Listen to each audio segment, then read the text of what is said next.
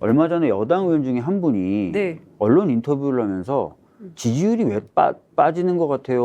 라고 했더니 이분도 윤핵관 중에 한 명인데 네. 그분이 그 질문에 이렇게 답을 한다는 거예요. 전 정권에 대한 수사가 미진해서 그렇다. 이렇게 발언을 하는 거예요. 네. 그러니까 이거는 이제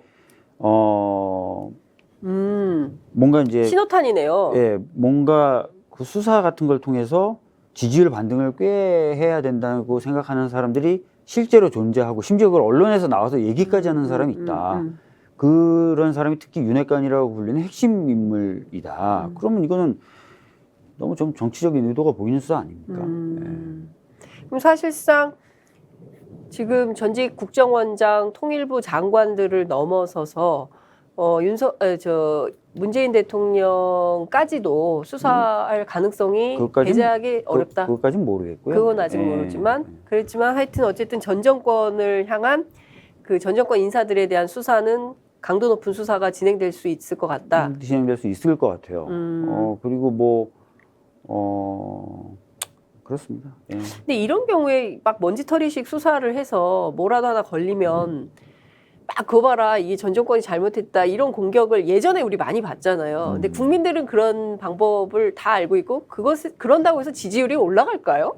근데 이제 기본적으로 지지율은 이제 두 가지로 구성되어 있지 않습니까? 전통적인 또 고정적인 지지층이 결집하고 그죠? 동시에 네. 이제 플러스 알파가 붙는 것들을 보통 바라보는데 네. 첫 번째 단계인 전통적 지지층의 결집은 되겠죠. 되겠죠. 그리고 이제 뭐 그냥 당연히 이제 수사를 하게 되면은 수사로 끝나는 게 아니라 수사의 결과나 수사의 과정을 받아서 열심히 쓰는 언론들의 영향을 그렇죠. 또 받죠. 그러니까 과거에도 이제 이 특수통 검사들이 그냥 수사만 하는 검사들이 아니지 않습니까? 그렇죠. 그 언론과의 그 정보 교류라든지 이런 걸 통해서 굉장히 그 사회적 파장을 낳고 그 파장을 통해서 다시 수사를 하고 이런 식의 그렇죠. 그 패턴이 패턴을 아주 그냥 능숙하게 구사하는 사람들 다 요직에 그분들이 계신 거 아니에요? 그러니까 뭐 자신 있겠죠 그런 부분에 있어서는. 근데 전 사실 개인적으로 이제 티타임을 부활시켰잖아요. 티타임 부활시키고 장관이. 언론에 대한 공보 규칙도 손보고 뭐 준비 다 해놨죠. 네, 그래서 제가 보기에는 이게 그 얘기를 제가 들었어요. 선선한 가을바람이 불면 수사가 시작이 될 거고 수사가 시작되면 지지율은 오른다. 이 얘기를 여당 의원들이 많이 하고 있습니다. 그러니까 사실상 야당 입장에서는 상당한 강도 높은 뭔가를 좀 장착하고 준비하고 있지 않으면 다 털릴 수 있겠다. 그런 생각도 좀 들었습니다. 여튼 지금 보면은요.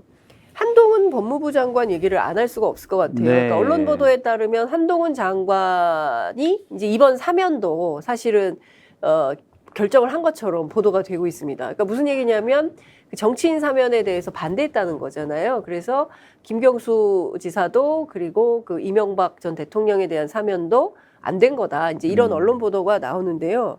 그럼 사면권은 대통령한테 있는 건데 결정은 한동훈 장관이 한 건가요? 아니 대통령한테 있는데 법무부 장관이 이제 사면 대상을 추린다든지 뭐 이런 그 권한이 있죠. 그러면서 이제 그 자신의 어떤 권한을 행사했다고 볼 수도 있는데 지금 언론에서 이게 화제가 되는 거는 아마도 이제 단순한 그 법무부 장관으로서 업무를 수행했다기보다는 대통령의 정무적 판단에까지도 영향을 미친 것으로 보고 있는 것 같아요. 그러니까 아시다시피 이제 MB 사면 같은 경우에는 윤핵관들의 꿈 아닙니까? 네. 꿈이자 소원이자 뭐 이런 건데 그거를 이제 한동훈이 꺾은 것 아니냐. 그래서 한동훈의 파워가 대단하다. 네. 대통령의 정무적 판단을 좌우할 수 있을 뿐만 아니라 소위 말하는 윤핵관들도 꺾을 수 있다. 거기에 좀 초점을 맞춘 것 같아요. 네. 그러니까 지금 보면 윤석열 정부의 파워 엘리트를 좀 구성을 해보자면 이쪽에 이제 검찰 출신, 그 중에 한동훈 법무부 장관, 그 다음에 이제 그 기재부에서 추경호 부총리를 중심으로 한 경제사단, 그리고 이제 윤핵관들이 이제 정치권 중심으로 해서 권성동, 뭐 장제원, 뭐 이렇게 있는 것 같아요. 이게 삼두마차인데 이 삼두마차가 서로 상호 경쟁하는 게 아니라 원탑이 한동훈이다. 이렇게 볼 수 있는 건가요? 지금 뭐 모르겠습니다. 여의도에서 나오는 얘기로는 뭐 윤핵관 하면서 막 그 자랑을 하지만 한동훈 장관을 못 따라간다 이런 얘기들을 많이 하는 거죠. 열 윤핵관 하나 한동훈 못 따라간다 이런 얘기가 많이 나온다. 나오는 거죠. 네.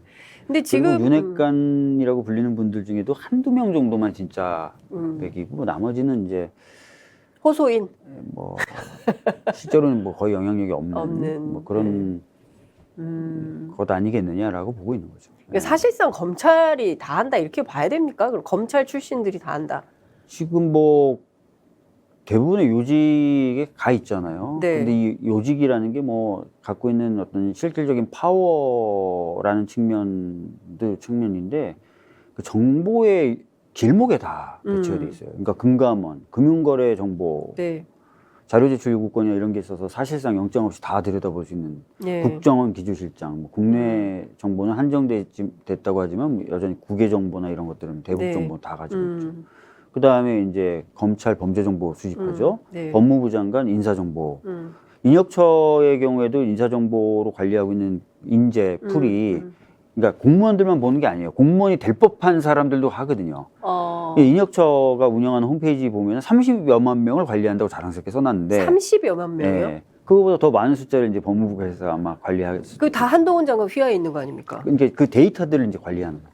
그러니까 공무원들만 관리한다고 많은 분들이 생각하는데 그렇지 않고요. 공무원이 될 수 있을 만한 학자, 기자, 뭐 기업인. 연예인, 기업인 이런 사람들 정보를 다 수집해서 관리한다는 사실상 거예요. 전 국민을 관리하고 있는 건가요? 그러면 그렇죠. 인사 누가 장관이 될지 누가 공무원이 될지 어떻게 합니까? 국가 인재 당신은 국가 인재라 그러면 괜히 기분도 좋고 제 정보 관리해 주세요. 뭐 이렇게 될 수도 있고 뭐 그런데 하여튼 제한 없이 그러니까 이제 이 정보의 흐름을 다 잡고 있는데 이제 특수통들이 이제 그런 정보를 가지고 이제 네. 많이 하잖아요. 그렇죠. 과거의 전례들 보면. 그러니까 아마 많은 분들이 불안해하실 겁니다.